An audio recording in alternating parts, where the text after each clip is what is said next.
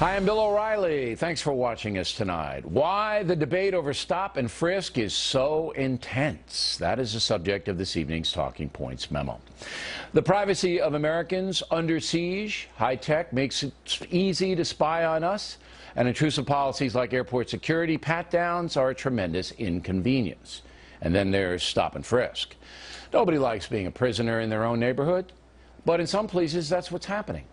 But the police are not the guilty parties, criminals are. Last weekend in Chicago, another 6 people shot dead, 28 others wounded, including a 7-year-old boy. The Windy City has turned into Afghanistan. So far this year, 58 children and teens have been murdered. Chicago has lost control of the situation. The violence is centered in the poor black neighborhoods, and it's the same in most other American cities. Here in New York, under the very liberal mayor David Dinkins, murders were topping 2,000 a year. Then Rudy Giuliani took over, and a new policing strategy was put into place under Police Commissioner Bill Bratton. Essentially, the cops flooded the high crime zones, arresting known thugs for just about anything. The plan worked. Last year, there were just 419 murders in New York, a city of more than 8 million people. One of the tactics police use to discourage thugs from carrying illegal guns is stop and frisk, whereby officers search people they believe may be loitering or look suspicious. Most of those frisks are minorities, and that is causing deep anger.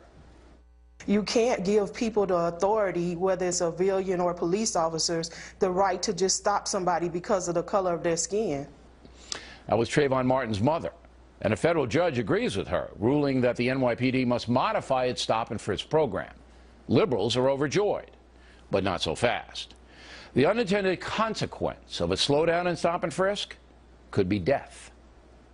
The losers in this, if this case is allowed to stand, are people who live in minority communities. 97% of the shooting victims in New York City last year were people of color. Black or Latino. Not only that, but 89% of the accused killers in New York City are minorities. And that's why people of color are under more scrutiny. It is beyond belief that an American would think that cops get up in the morning hoping they can give a black American a hard time. That's nonsense. The stop and frisk program is based upon factual data and public safety, period. That being said, all of us should understand the intrusion. I mean, I can't stand the airport security deal. So if I was being patted down on my way to the deli, it would not make me happy. And that happens to people of color all the time in this city. There is no pure solution to the problem, but the police should record why they stop an individual. That is the fair and constitutional thing to do. But throwing out stop and frisk would be madness. Just look at Chicago. The violence there could be stopped by flooding the zone with police on literally every corner of dangerous neighborhoods. But if the city did that, you'd hear the howls of indignation from the racial hustlers who would rather see kids die than admit there is an acute social and criminal problem in many poor precincts. A very tough statement, but it's true. And that's a memo. Now for the top story tonight, last January, 15-year-old Hadiya Pendleton, an honor student, was standing in a park near her Chicago home. Suddenly, a shootout erupted, and the young girl was killed. First Lady Michelle Obama attended Hadiya's funeral. Joining us now from Chicago, Nathanial Pendleton, the girl's father. First of all, I'm very sorry for your loss, sir, and appreciate you coming on this evening. How do you see the policing controversy? How do you see it? Well, first, I want to say that stop and frisk against minorities, that's totally unfair, because this isn't just happening in black neighborhoods or Hispanic neighborhoods. It's happening everywhere. And perfect example of that is Sandy Hook also. So the thing is, I think tougher gun laws is much better than is a much better deterrent than just making people, you know, criminalizing people for what you may think. Okay, this guy has dreads. But you know, look, I disagree with you, and you know that, and I appreciate you coming on here. It isn't all over the place. Not my neighborhood on Long Island. Okay, you don't have drive-by shootings there. You don't have gangs there. The affluent white neighborhoods are protected from this kind of madness. The two guys charged with killing your daughter were gangsters who were looking to kill other gangsters. And this has been going on for years in Chicago in certain neighborhoods. Not on the Gold Coast, all right? Not in the suburbs of Chicago. It's going on in your neighborhood. It's going on in poor black neighborhoods. So I say that you flood the zone with police, just as they have here in New York City. And then the police use the stop-and-frisk tactic to discourage criminals, to discourage them from bringing guns onto the street. Now, you've seen a tremendous drop in murder here in New York City. Not very different from Chicago, by the way. Ethnic city, plenty of folks. You've seen it come down from more than 2,000 to 400. Now, it would work in Chicago, but they simply won't do it because of social pressure.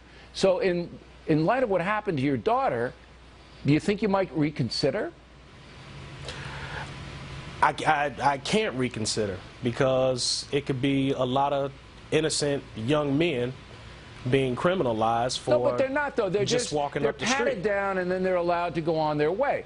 Granted, it's an annoyance. It's an intrusion, and you could construe it as an insult. But if you look at where the crime is and where the problems are, they're not going to be patting white people down in Bloomingdale's. Go ahead. But you don't agree that that's all depending on how that officer feels that morning.